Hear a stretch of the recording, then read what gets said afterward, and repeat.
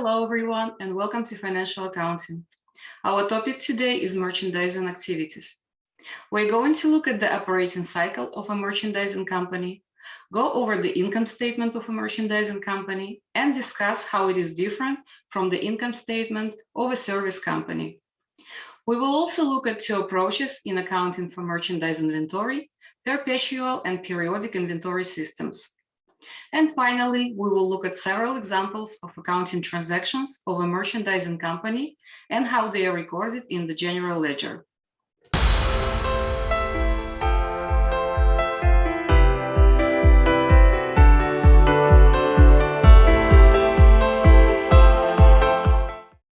If you missed the video Introduction to Financial Statements, follow the link in the upper right corner. I will also post a link in the description to this video. And now let's look at the operating cycle of a merchandising company. The operating cycle of a business is the time it takes a business to start with cash, purchase inventory, sell the inventory, and finally collect cash from customers. The operating cycle of a business that sells inventory on credit is typically longer than that of a business that sells only on cash basis. This is due to additional time between when a customer buys inventory and when the customer pays off the accounts receivable. Manufacturing companies use raw materials to make the inventory they sell. The operating cycles are typically longer and more complex because of the time it takes to make and sell the inventory and then to collect the accounts receivable. Merchandising companies purchase the inventory they sell in a ready-to-sell condition. Since they don't have to make the inventory, their operating cycle is typically shorter. After making the inventory, manufacturing companies sell the inventory to wholesalers, who then sell it to retailers to sell directly to the public. Now let's look at the income statement of a merchandising company. The income statements of merchandising companies have an additional expense item called cost of goods sold. The cost of goods sold account represents the cost of merchandise sold during the period to help earn revenue. Cost of goods sold represented as a separate expense item on the income statement. Net sales minus cost of goods sold equals gross profit. In the general ledger, the control account for accounts receivable indicates that customers owe $7,000, but it doesn't indicate how much each customer owes.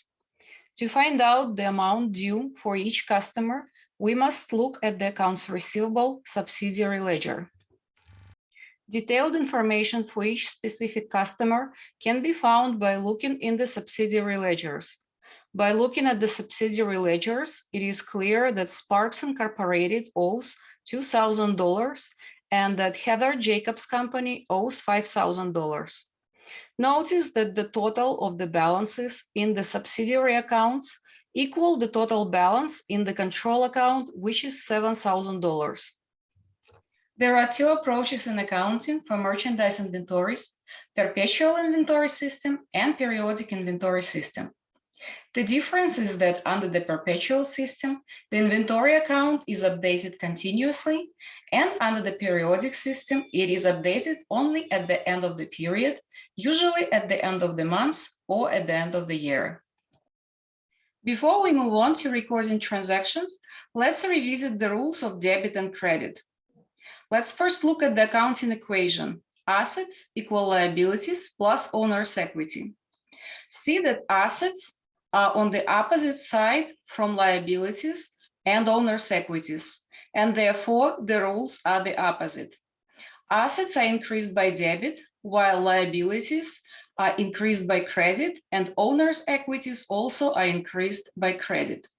If you look at the rules at expenses and revenues, which are under owner's equity, expenses are increased by debit and revenues are increased by credit. We're going to first look at the perpetual inventory system. In the perpetual inventory system, the inventory account is continuously updated to reflect purchases, sales, and returns of inventory. Now let's look at the example. Worley Company purchased on account from Electronic City 100 laser lights for $30 each.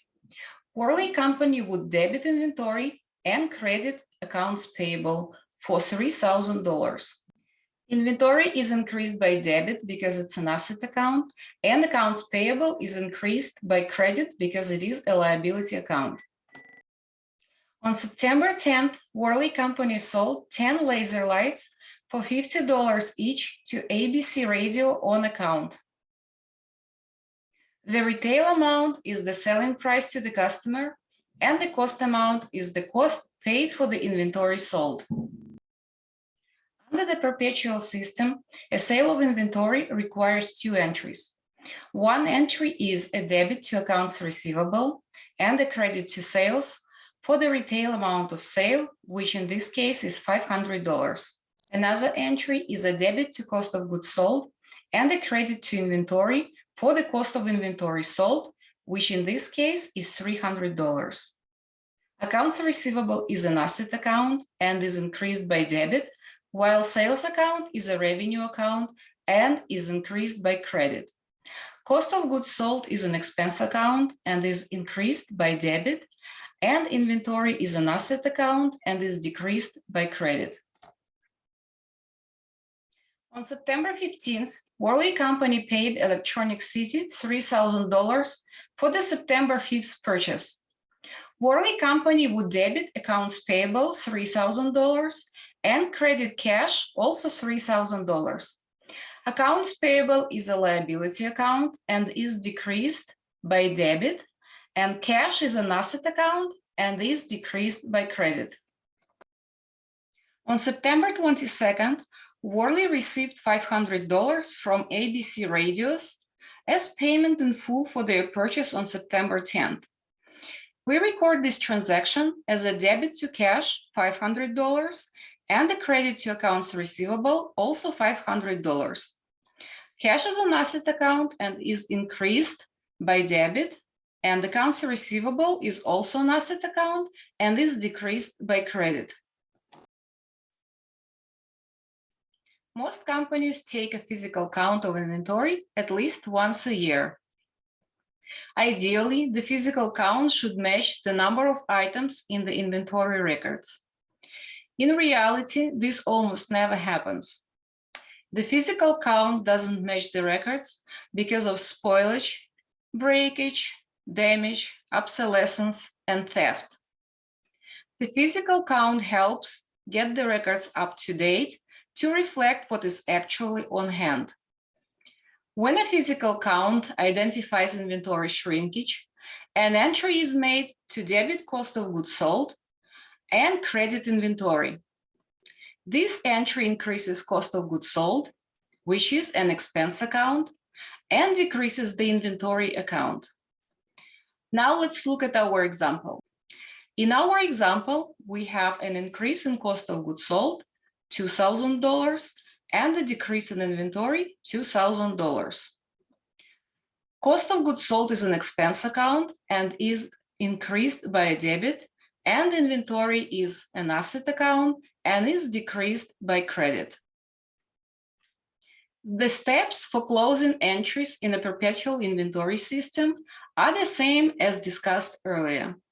If you missed the video, The Accounting Cycle, Recording Financial Results, follow the link in the upper right corner. I will also post a link to this video in the description below. Step 1 is to close revenue to income summary. Since revenue has a credit balance, a debit is made to close it, and a credit is made to income summary. Step 2 is to close all expense accounts to income summary. This includes the cost of goods sold expense account. Since this account have a debit balance, they are credited and the debit is made to income summary for the total. Step 3 is to close income summary to retained earnings. And finally, step 4 is to close dividends to retained earnings. Since the dividend account has a debit balance, a credit is made to close it and the debit is made to the retained earnings account.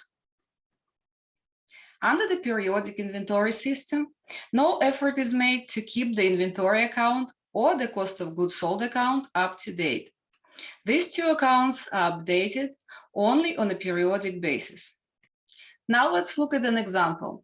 On September 5th, Worley Company purchased on account from Electronic City 100 laser lights for $30 each.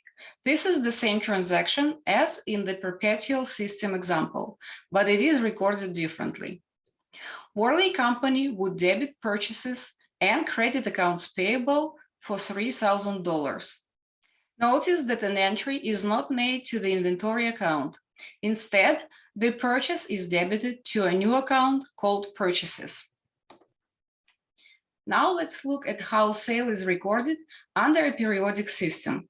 This is the same example we used in the Perpetual system, but it is recorded differently.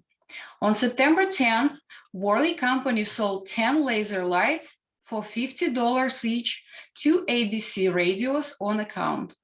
Under the periodic inventory system, a sale of inventory requires only one entry: a debit to accounts receivable and a credit to sales for the retail amount of the sale, which in our case is $500. The cost entry that was made under the Perpetual inventory system is not required, as the periodic system does not attempt to keep the inventory and cost of goods sold accounts up to date. The next transaction is exactly the same as we had under the Perpetual inventory system. On September 15th, Worley paid Electronic City $3,000 for the September 5th purchase. To record this transaction, we need to debit accounts payable and credit cash for $3,000. Accounts payable is a liability account and is decreased by debit. Cash is an asset account and is decreased by credit. And finally, our last transaction. It is recorded exactly the same as we had under the Perpetual system.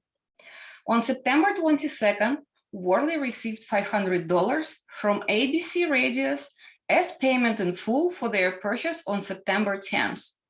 To record this transaction, we need to debit cash $500 and credit accounts receivable $500. Both cash and accounts receivable are asset accounts and are increased by debit and decreased by credit. That's all for today. Thanks for watching this video. Don't forget to like and subscribe. I will see you next week.